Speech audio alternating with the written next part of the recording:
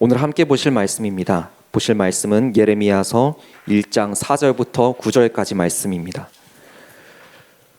제가 가진 성경으로 신약 성경 1050쪽에 있습니다. 예레미야 1장 4절부터 9절까지 말씀, 제가 한 절, 성도님들이 한 절 교독하시고 마지막 9절은 한 목소리로 합독하여 읽겠습니다. 여호와의 말씀이 내게 임하니라 이르시되, 내가 너를 모태에 짓기 전에 너를 알았고 내가 배에서 나오기 전에 너를 성별하였고 너를 여러 나라의 선지자로 세웠노라 하시기로. 내가 이르되 슬프도소이다 주 여호와여, 보소서 나는 아이라 말할 줄을 알지 못하나이다 하니, 여호와께서 내게 이르시되 너는 아이라 말하지 말고 내가 너를 누구에게 보내든지 너는 가며 내가 내게 무엇을 명령하든지 너는 말할지니라. 너는 그들 때문에 두려워하지 말라. 내가 너와 함께하여 너를 구원하리라. 나 여호와의 말이니라 하시고 다 함께, 여호와께서 그의 손을 내밀어 내 입에 대시며 여호와께서 내게 이르시되 보라 내가 내 말을 내 입에 두었노라. 아멘. 네, 오늘 함께 나눌 말씀의 제목은 나를 부르신 주입니다. 안녕하세요. 네, 귀한 강단에 설 수 있도록 허락해 주심에 감사드립니다. 네, 아직도 입에 잘 붙지 않지만 지난주에 갓 목사가 된 김선홍 목사입니다. 네, 제가 7년 전에 햇병아리 같은 신임 전도사로 처음 이 교회에 왔을 때 아직도 어제 같습니다. 그런데 제가 이렇게 목사가 될 수 있었던 것은 성도님들께서 저를 위해 기도해 주시고 응원해 주신 덕분입니다. 다시 한번 성도님들께서 주신 과분한 사랑과 기도에 감사를 드립니다. 네, 감사합니다. 네, 오늘은 제가 목사가 되고 나서 공예배 설교사로 처음 서는 날입니다. 그래서 굉장히 떨리는 마음으로 오늘 섰습니다.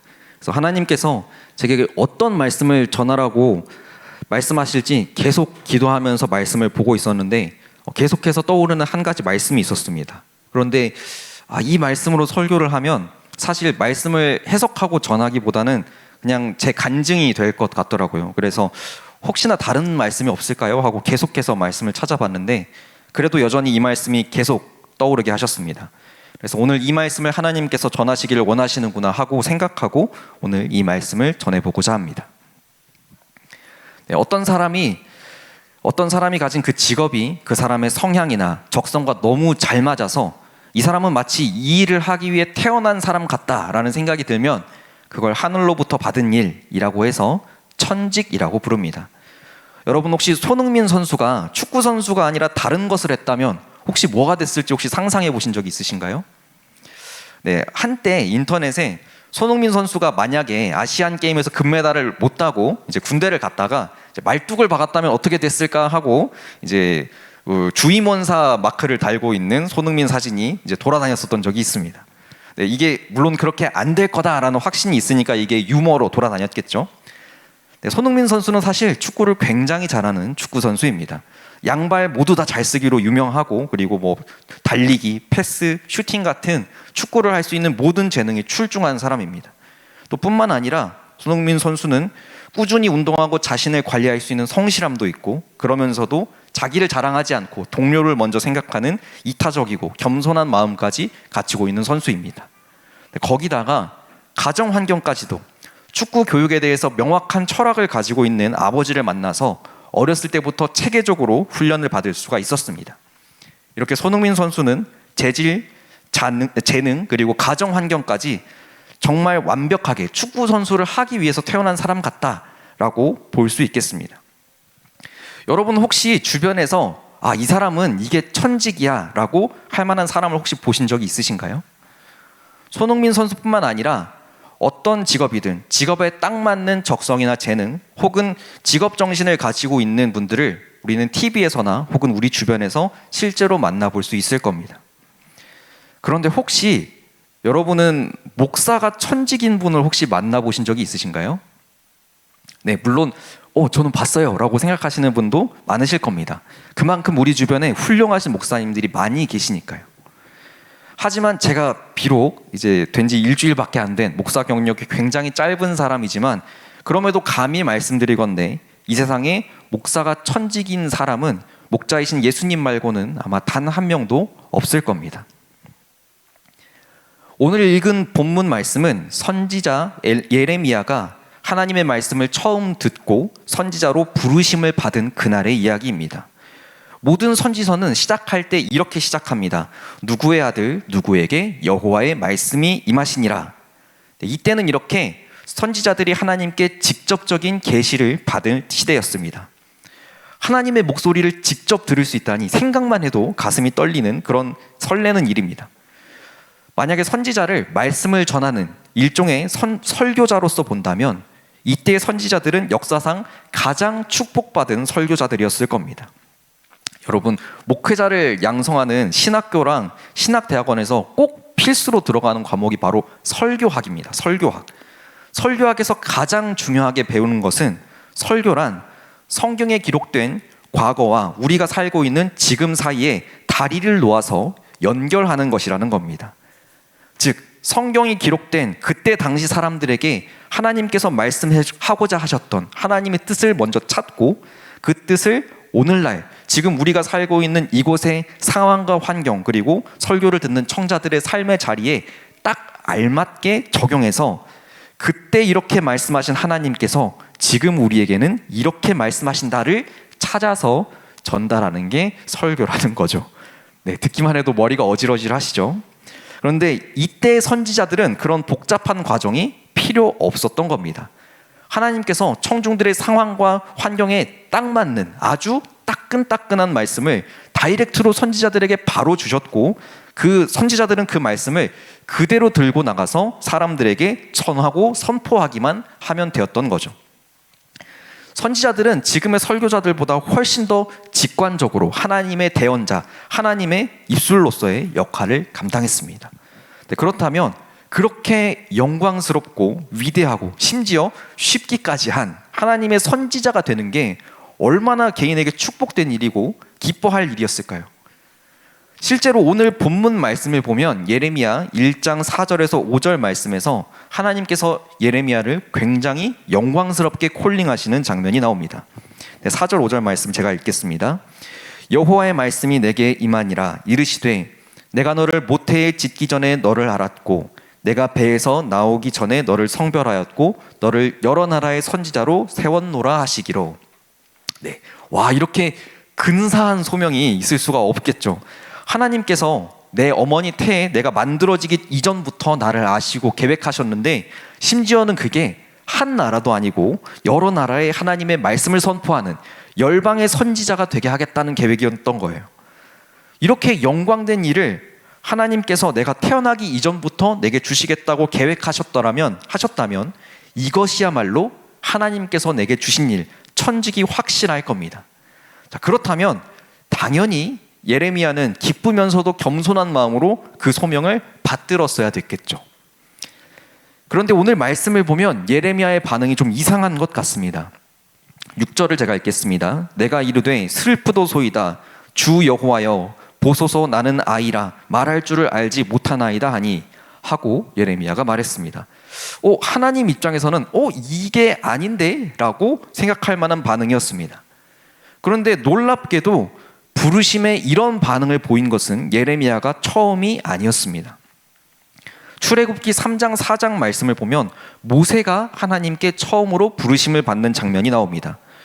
모세가 호렙산에서 불타는 떨기나무를 보고 거기서 하나님을 처음 만나게 되죠. 하나님은 모세를 이스라엘 백성들을 애굽에서 인도해낼 지도자로서 세우고자 그곳에서 부르셨습니다. 그런데 모세도 그때 하나님의 부르심에 반응이 이상했습니다. 모세는 이렇게 말합니다. 하나님, 사람들이 제가 하나님을 만났다는 것을 안 믿으면 어떡합니까? 라고 말해요. 그러자 하나님께서는 그러면 지팡이를 뱀으로 변하게 하는 기적, 그리고 나병이 걸렸다가 순식간에 낫게 하는 기적을 보여주시면서 내가 사람들이 반드시 너를 믿게 해주시겠다라고 약속을 하십니다. 여기까지는 충분히 그럴 수 있어요. 그런데 모세는 이래도 안심이 되지 않았는지 한 번 더 이야기합니다. 4장 10절을 제가 읽겠습니다. 모세가 여호와께 아뢰되 오 주여 나는 본래 말을 잘하지 못하는 자니이다. 주께서 주의 종에게 명령하신 후에도 역시 그러하니 나는 입이 뻣뻣하고 혀가 둔한 자니이다. 이 말씀이 굉장히 낯이 익지 않으신가요? 아까 전에 예레미야가 부르심을 받았을 때 보였던 반응과 굉장히 비슷합니다. 근데 이때부터 하나님께서 슬슬 열이 오르시는 게 느껴집니다. 너 사람의 입을 누가 지었는지 아느냐? 내가 만들었잖아. 그러니까 이제 제발 좀 가라. 내가 네가 할 말을 다 알려주겠다. 이렇게까지 하나님께서 말씀하시면서 보내는데 모세는 끝끝내 고사하면서 이렇게 말합니다. 13절을 제가 읽겠습니다. 모세가 이르되 오 주여 보낼 만한 자를 보내소서 하고 이야기합니다.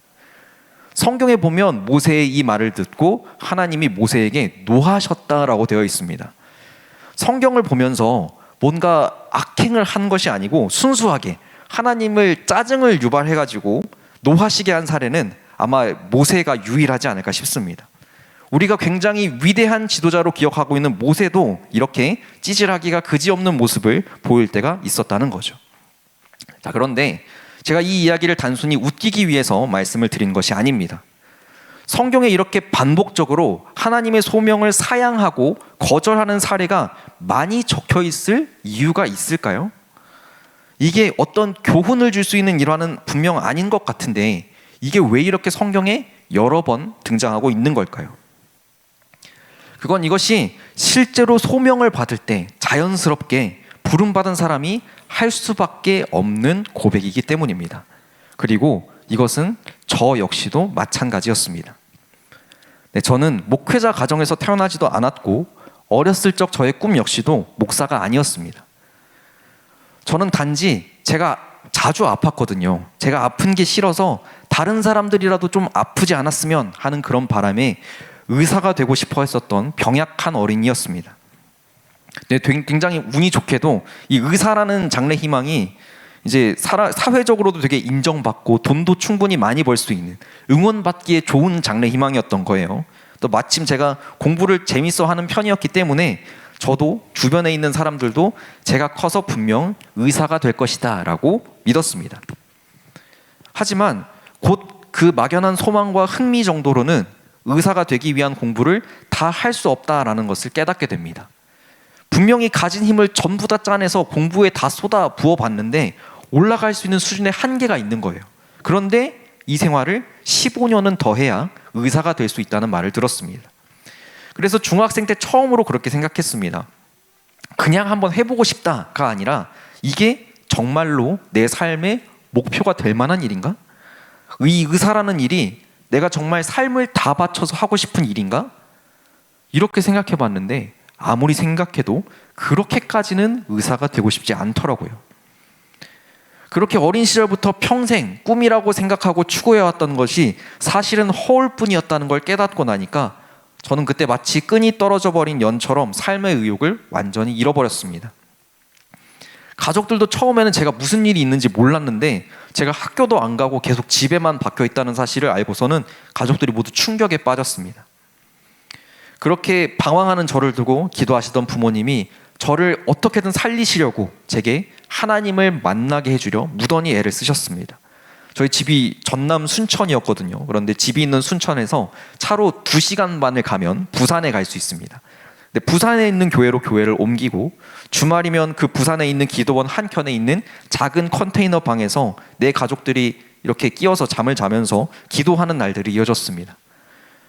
하지만 그렇게 멀리 교회를 다니고 지극정성으로 나를 위해 기도하는 부모님의 정성에도 제 마음은 쉽게 열리지 않았습니다. 이렇게 하는 게 어떤 의미가 있을까? 그냥 나는 이렇게 조용히 그냥 숨만 붙어 있다가 조용히 사라졌으면 좋겠다 하는 우울하고 절망적인 마음만 가지고 계속 따라다닐 뿐이었습니다. 그런데 어느 날 말씀을 듣는데 제 마음의 벽을 깨고 들어온 한마디의 말씀이 있었습니다. 그때 목사님이 이렇게 말씀하셨습니다. 여러분, 많은 사람들이 하나님은 나의 주님이시라고 고백하지만 실제로 내가 내 삶의 주인이 되어서 살아갈 때가 많습니다. 그리고 내가 하고 싶은 것들을 하나님의 비전이라고 포장하면서 하나님께 하나님 기쁘시죠? 이건 하나님의 비전이잖아요. 하나님 이거 이루어주세요. 하나님 이거 해주세요. 이렇게 말합니다. 여러분은 진짜 하나님이 주인된 삶을 산 적이 있습니까? 여러분, 여러분의 삶을 하나님께 드리십시오. 그때 들은 설교 말씀이 망치처럼 제 머리를 때리고 제 마음에 반향을 일으키기 시작했습니다. 여태까지 평생 교회를 다니고 찬양하면서 하나님은 나의 주님이시라고, 하나님이 나의 삶의 이유라고 계속 고백했지만 실제로 하나님께서 과연 내가 어떻게 살기를 원하실까를 생각해 본 적은 전혀 없었던 거예요. 그냥 내가 하고 싶은 것이 있었는데 이걸 주변 사람들이 다 응원해 주니까, 다 좋은 일처럼 이야기해 주니까 마치 이게 하나님께서 내게 주신 비전인 것처럼, 꿈인 것처럼 착각하고 살아왔던 겁니다. 그때 저는 처음으로 진심을 다해서 하나님께 기도하기 시작했습니다. 하나님, 제가 어렸을 때부터 하나님께서 내 주인이시라는 말을 듣고 또 찬양하면서 살았습니다. 하지만 이제는 정말로 하나님께서 내 삶의 주인이 되신다는 사실을 내가 인정하고 받아들입니다. 여태까지 내 마음대로 살면서 그게 하나님의 뜻이라고, 하나님께서 나를 기뻐하실 거라고 자신을 속여왔던 것을 이 시간 회개합니다. 하나님, 정말로 내게 주신 비전을, 나를 통해서 이루고 싶으신 하나님의 뜻을 내게 알려주세요. 그렇게 기도하기 시작했습니다. 그렇게 꽤 오랜 시간을 기도하다가 고등학교 1학년이던 2009년 겨울에 저는 마침내 하나님의 음성을 들을 수 있었습니다. 아직도 그때 기억이 생생하게 납니다. 기도하는 그때 하나님께서 이렇게 마음속에 말씀하셨습니다. 내가 너를 얼마나 사랑하는지 너는 다 알지 못할 거다, 아들아. 내가 너를 사람의 몸을 살리는 의사가 아니라 영혼을 살리는 의사가 될 것이다 라고 응답하셨습니다. 이 응답을 듣고 저는 너무 기쁘고 너무 영광스러웠습니다. 삶의 목적을 잃어버리고 방황하던 저에게 하나님께서 너무나 확실한 새로운 삶의 목표를 주셨고, 또 그 목표가 영혼을 살리는 영광스러운 일이었기 때문이죠. 그렇게 저는 기꺼이 제가 그동안 평생을 지향하면서 살아왔었던 의사라는 목표를 완전히 꺾어버리고 진로를 수정해서 신학대학교에 진학했습니다. 그런데 그 다음이 문제였어요. 신학교에 입학하고 교회에서 교사로 또 전도사로 사역하면서 느낀 것은 끝없는 의심이었습니다.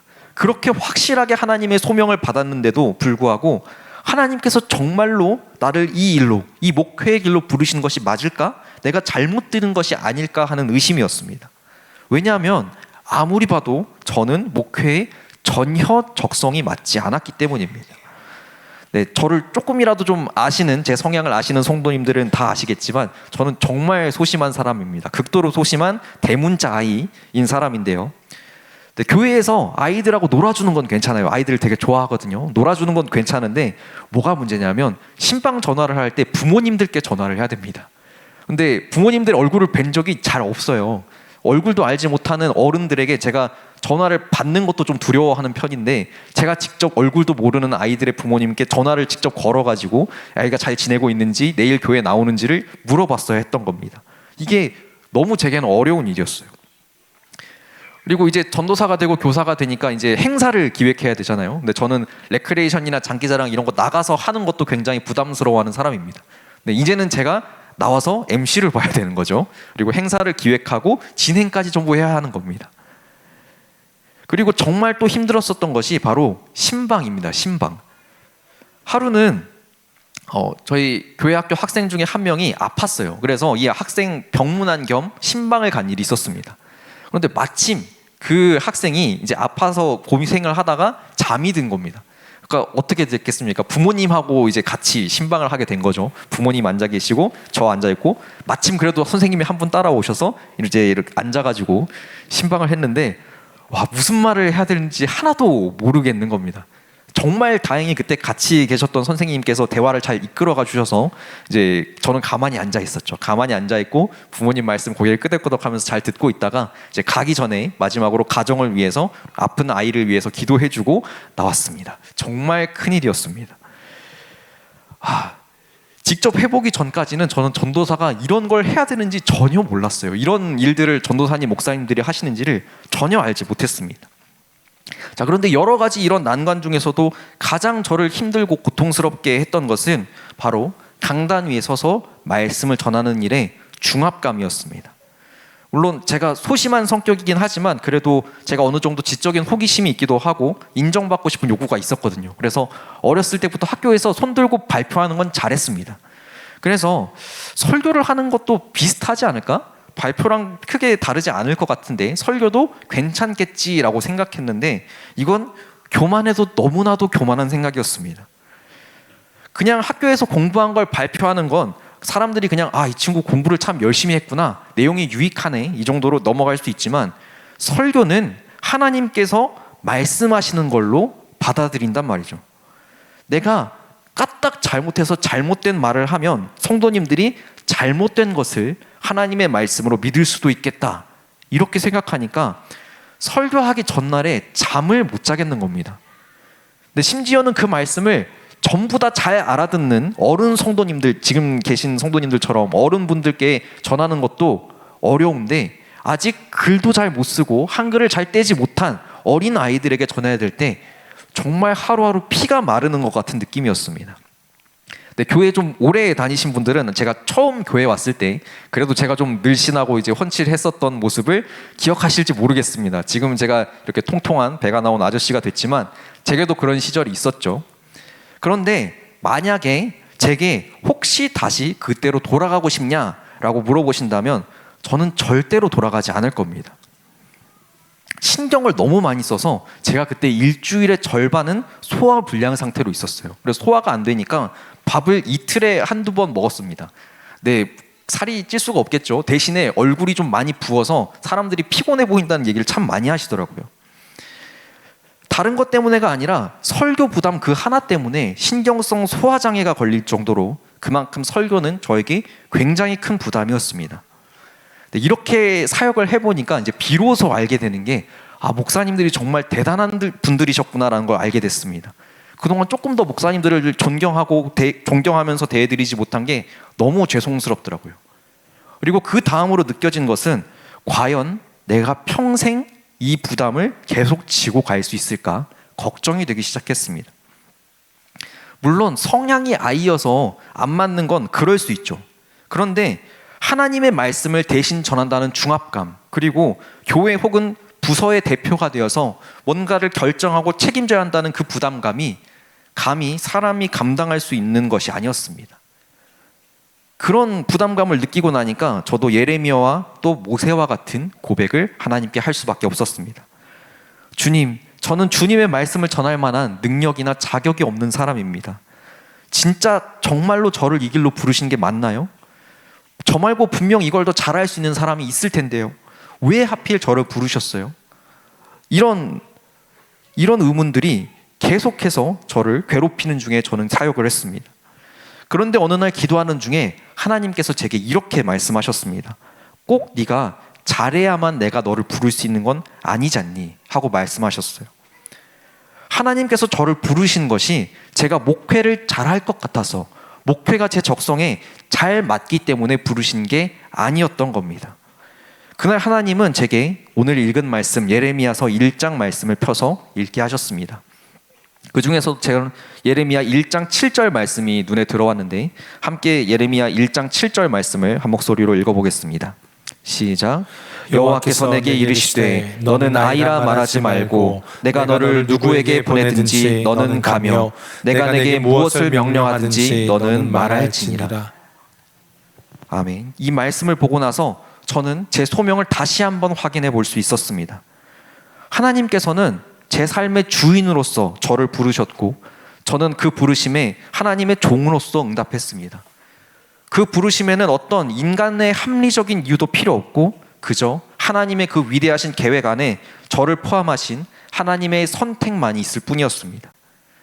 제가 해야 될 일은 하나님께서 하신 선택에 의문을 품는 게 아니라 주인 되신 하나님께서 뭐라고 말씀하시든지 그 명령에 순종하는 것 뿐이었습니다. 생각해 보니까 제가 스스로 그렇게 기도했더라고요. 하나님께 이미 제 삶의 주인 자리를 드렸습니다. 그래서 주인이신 하나님께서 당신이 원하시는 대로 저를 부르셨는데 하나님의 그 선택이 제 생각에 합리적이지 않다고 제가 의문을 품어서는 안 되겠더라고요. 그리고 이어서 8절과 9절 말씀을 보니 하나님께서 또 이렇게 말씀하셨습니다. 8절 9절 말씀도 함께 읽어보겠습니다. 시작. 너는 그들 때문에 두려워하지 말라. 내가 너와 함께하여 너를 구원하리라. 나 여호와의 말이니라 하시고 여호와께서 그의 손을 내밀어 내 입에 대시며 여호와께서 내게 이르시되 보라 내가 내 말을 내 입에 두었노라. 아멘. 하나님께서는 그저 명령하는 주인으로서만 종을 바라보지 않으셨습니다. 종의 두려움을 아시고 종과 함께 하시며 그를 구원하겠다고 말씀하셨습니다. 그리고 하나님의 입술로서의 소명이 무거워서 힘들어하고 있는 그 종에게 내가 내 말을 내 입에 두었다. 너 혼자서 그 일을 하라는 것이 아니고 내가 너를 통해서 나의 일을 하는 것이다. 내가 너를 혼자 두지 않고 너의 사역에 내가 반드시 함께 하겠노라고 하나님께서 말씀하신 겁니다. 이 말씀을 보고서 저는 이때까지 제가 소명을 참 많이 착각하면서 살았다는 것을 깨달았습니다. 저는 소명이 마치 하나님께서 제게 어떤 것을 맡기시면서 이렇게 말씀하시는 것처럼 느꼈습니다. 야, 내가 이걸 너에게 맡길 테니까 네 손으로 반드시 이 꿈을 꼭 이루어라. 네가 만약 이걸 이루지 못하면 넌 내 계획도 망치고 또 내 뜻을 저버린 게으르고 악한 종이야 라고 말씀하시는 것처럼, 그렇게 으름장이라도 놓으신 것처럼 저는 생각하고 있었습니다. 그래서 하나님께서 맡기신 그 소명이 제게 도무지 감당할 수 없는, 제가 적성도 맞지 않고 스스로 감당할 수 없고 내게 맞지도 않는 것처럼 생각하고 있었기 때문에 결과적으로 하나님께서 맡기신 소명을 내가 다 할 수 없을 것 같았기 때문에 저는 소명을 잘못 받은 것이 아닐지 의심하고 있었던 겁니다. 하지만 하나님께서 저를 부르신 것은 그런 무거운 짐을 지우려고 저를 부르신 것이 아니었습니다. 하나님은 하나님 당신의 뜻을 이루시기 위해서 특별히 하나님의 마음을 사람들에게 전하고 상처 입은 사람들에게 하나님의 손길을 전달하고 지쳐있는 사람들에게 하나님의 힘을 전하고 또 죄악으로 고통받고 있는 사람들에게 구원의 복음을 외치는 하나님의 입술로서 저를 부르시고 저와 동역하기를 원하셨던 겁니다. 제가 가지고 있는 연약함, 저의 부족함조차도 하나님의 위대하심을 드러내는 도구가 되고, 이런 사람이라도, 이렇게 연약하고 부족한 사람이라도 하나님의 일을 할 수 있구나 하고 사람들에게 위로와 격려가 될 수 있다고 하나님은 말씀하셨습니다. 제가 해야 될 것이 성공한 목회자가 되는 것, 위대한 설교자가 되는 것이 아니라 단지 하나님께서 저를 통해 말씀하실 수 있도록 하나님의 말씀에 귀 기울이고 순종하는 것이라고 하나님은 그날 말씀하셨습니다. 이 말씀을 통해서 부르심을 다시 한번 확인하고 나니까 이제 하나님께서 제게 주신 소명의 무게가 여전히 무겁기는 하지만 그래도 감당할 만한 것이 됐습니다. 저 혼자서는 이걸 지지 못할 부담이지만 이 거룩한 짐을 들고 있는 것은 나 혼자만이 아니라 나를 통해서 역사하시는 하나님의 손이라는 것을 그때 믿게 되었습니다. 사랑하는 성도 여러분, 이 시간 여러분 앞에 목사라고 서 있는 김선홍이라는 인간은 너무나도 연약하기 그지없는 사람입니다. 어떤 위대한 일을 할 만한 자질이나 의지나 그런 원대한 포부가 있는 사람이 아닙니다. 그럼에도 불구하고 제가 목사라는 이 무거운 책임을 지고 이 자리에 서서 말씀을 전하고 있는 것은 저를 통해서 하나님께서 하실 일이, 하나님께서 하시고 싶은 말씀이 있으시기 때문일 겁니다. 혹시 이 자리에서 하나님께서 내게 주신 소명이 무엇인지 모르겠다 또는 확신이 들지 않는다, 하나님께서 주신 소명이 내가 감당하기에는 너무 무겁고 과분하다고 느끼시는 분이 계시다면 오늘은 그분을 위해서 하나님이 저를 사용하고 계시는지도 모르겠습니다. 하나님께서 여러분을 부르셨다면 그 일이 얼마나 큰 일인지, 얼마나 어려운 일인지 신경 쓰지 마십시오. 그 일을 우리가 하는 것이 아닙니다. 하나님께서 우리를 통해서 하시는 겁니다. 우리를 가정의 자녀들을 말씀으로 양육하는 교사들로, 또 직장에서 예수님의 향기를 풍기며 복음을 전하는 선교사로, 또 교회에서 헌신된 봉사자로 우리를 하나님께서 부르셨다면 그만큼 사역을 감당할 수 있는 힘을 하나님께서 우리에게 주시겠다는 뜻입니다. 우리에게 부족함이 있으면 부족함을 채워주시고, 힘이 부족하면 도와줄 수 있는 사람을 붙여주시고, 우리가 잘못된 부분이 있으면 그 부분을 두드리고 깎아서 바르게 고쳐가시면서 하나님은 우리를 사용하시고 우리와 함께 일하시기를 원하십니다. 우리가 할 일은 이 사실을 믿고 우리를 통해서 당신의 꿈을 이루시는 하나님의 전능하심과 신실하심을 믿으며 하루하루 그 부르심에 순종하는 것뿐입니다. 이제 말씀을 마무리하려 합니다. 설교를 시작할 때 제가 목사가 천직인 사람은 이 세상에 없을 거다라고 이야기했습니다. 분명히 이 세상에 목사라는 직분을 감당할 수 있는 능력과 자격이 돼서 하는 사람은 없을 겁니다. 그러나 우리가 받은 모든 소명은 하나님께서 우리를 통해 이루시길 원하시는 하나님의 뜻과 계획입니다. 그렇기 때문에 저는 이제 이 목사라는 직분을 하나님께서 저와 함께 하기를 원하심으로 저에게 주신 제 천직이라고 생각하려고 합니다. 성도님들 앞에서 제 약함과 죄가 하나님의 말씀을 가리지 않도록 저는 최선을 다해서 경건한 삶을 살기 위해 노력할 것이지만, 그럼에도 불구하고 때로는 저도 연약하기 때문에 넘어지고 하나님의 영광을 가리는 부끄러운 모습을 보일 때도 있겠습니다. 그럴 때 때로는 따끔한 일침으로, 또 더욱 기도와 응원과 격려로 성도님들께서 저를 도와주시길 부탁드립니다. 그럼 저는 성도님들의 기도와 격려와 그 책망을 저와 함께 하시는 하나님의 손길로 알고 받으면서 기쁨으로 이 길을 계속 걸어나가려 합니다. 바라옵기는 이런 연약한 저를 통해서도 일하시는 하나님의 위대하심이 이 청주 주님의 교회 가운데, 그리고 제가 함께하는 사역 가운데 있었으면 좋겠습니다. 또한 저뿐 아니라 하나님의 소명을 받은 이 자리에 있는 모든 청주 주님의 교회 성도님들을 통해서도 이 땅에 하나님의 뜻이 이루어지고 이 땅에 하나님 나라 천국이 미리 나타나는 그런 놀라운 역사가 우리를 통해서 있기를 축원합니다.